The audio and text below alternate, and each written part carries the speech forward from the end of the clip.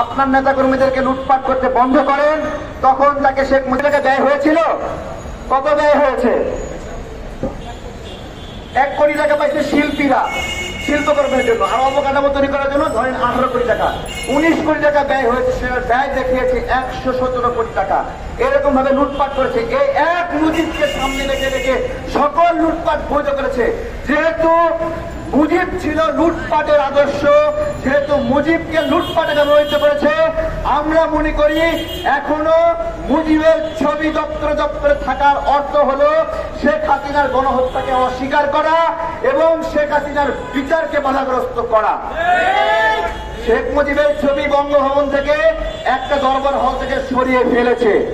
আমি প্রথমে ধন্যবাদ জানাই মাহফুজকে, ওইখানে আসিফ ছিল, তাদের এই কাজটা সত্যিকার অর্থে অনেক সাহসিকতার কাজ, এবং এটা আমরা আন্দোলন করেও সরাতে পারতাম না হয়তোবা। তারা এখানে সিদ্ধান্ত নিয়ে করেছে, স্যালুট জানাই। কিন্তু এইখানে পররাষ্ট্র দপ্তর, সচিবালয়, সব জায়গায় গতদিনও ঘুরে এসেছি, একটা দপ্তর থেকেও মুজিবের ছবি সরাই নাই। তাহলে এই মুজিবের ছবি সামনে রেখে রেখে পূজা করাবেন আর মুজিবের বিরুদ্ধে ব্যবস্থা নেবেন, তা কেমন করে হয়?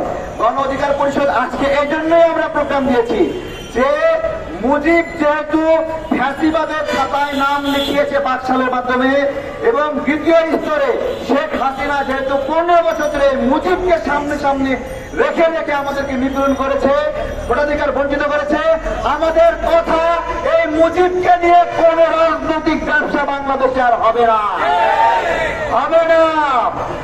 যদি কেউ রাখতে চায় মুজিবের ছবি, আমরা বলবো সেদিন রাজনৈতিক কার্যালয়ে রাখে। যদি কেউ মুজিবকে রাখতে চায়, যদি তার ছবি তার ঘরে গিয়ে রাখবে, কিন্তু মুজিবকে সর্বজনীন বানানোর চেষ্টা করবেন না। মুজিব যদি সর্বজনীন হতো সকল রাজনৈতিক দলকে নিষিদ্ধ করতো না। মুজিব যদি সর্বজনীন হতো 30,000 মানুষকে হত্যা করতো না। মুজিব কখনোই সর্বজনীন ছিল না। মুজিবকে যারা পিতা বানিয়েছে কলমের খোঁচায়, জনগণের ম্যান্ডেট না নিয়ে, গণশুনানি না নিয়ে, নিজেদের ইচ্ছা মতো নিজেদের বাপকে আমাদের বাপ বানিয়েছে।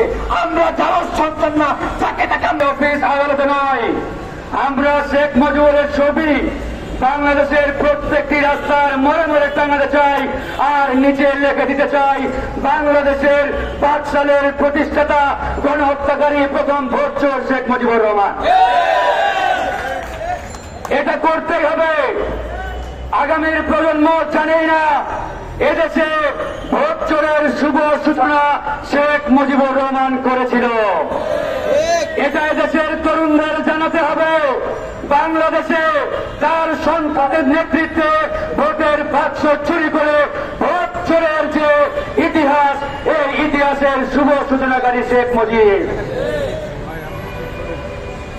আগামীর প্রজন্মকে জানাতে হবে বাংলাদেশে প্রথম যে ওই তুলে দিয়ে ক্রস ফায়ারে দেওয়া, ওই খুন করা, এই খুনের ইতিহাস প্রথম রচনা করেছিল শেখ মুজিবুর রহমান। প্রথম বিচার বহির্ভূত হত্যাকাণ্ড এটাও শুরু হয়েছিল শেখ মুজিবের হাত দিয়ে। এই জন্য এই শেখ মুজিবুরের প্রত্যেকটা বিশেষণ লাগিয়ে আমরা তার ছবি বাংলাদেশের প্রত্যেকটি মোড়ে মোড়ে রাস্তার ধারে ধারে টাঙিয়ে দিতে চাই। কিন্তু বন্ধুগণ, শেখ মুজিবের ছবি বাংলাদেশের কোন অফিস আদালত, কোন সরকারি দপ্তরে থাকতে পারে না। আজকে আমরা তার এই ছবি অনতিবিলম্বে সরানোর দাবিতে জাতীয় প্রেস ক্লাবের সামনে দাঁড়িয়েছি। আমরা আগামী 24 ঘন্টার মধ্যে এই সরকারকে সময় দিতে চাই। আগামী 24 ঘন্টার মধ্যে, অর্থাৎ আগামীকালকে আপনারা নিজ নিজ অফিসে গিয়ে, দপ্তরে গিয়ে শেখ মুজিবের ছবি মাথার উপর থেকে খুলে আপনারা বস্তায় ভরবেন, নাকি টেবিলের নিচে রাখবেন, নাকি ওই ফাইলের স্তূপে ফেলে দিবেন, সিদ্ধান্ত আপনারাই নেবেন। কিন্তু আমরা আগামীকালকে আর কোন সরকারি অফিস, আদালত কিংবা দপ্তরে শেখ মুজিবুরের ছবি দেখতে চাই না। একবার এই কথা ক্লিয়ার, লাউড এন্ড ক্লিয়ার। এটা ছাত্র জনতার দাবি। বঙ্গভবন থেকে শেখ মুজিবুরের ছবি সরানো হয়েছে।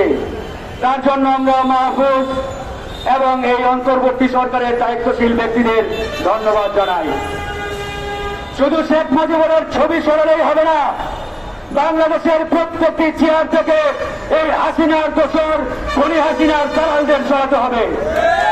প্রত্যেকটি চেয়ার থেকে হাসিনার দোসরদের শরীরে সেখানে দেশপ্রেমিক নাগরিকদের জায়গা দিতে হবে। অন্যথায় এই বিপ্লবের যে মূল স্পিরিট, সেই স্পিরিট ধ্বংস হতে সময় লাগবে না। প্রিয় বন্ধুগণ, আজকে আরো কিছু কথা বলতে হয়। এই সরকার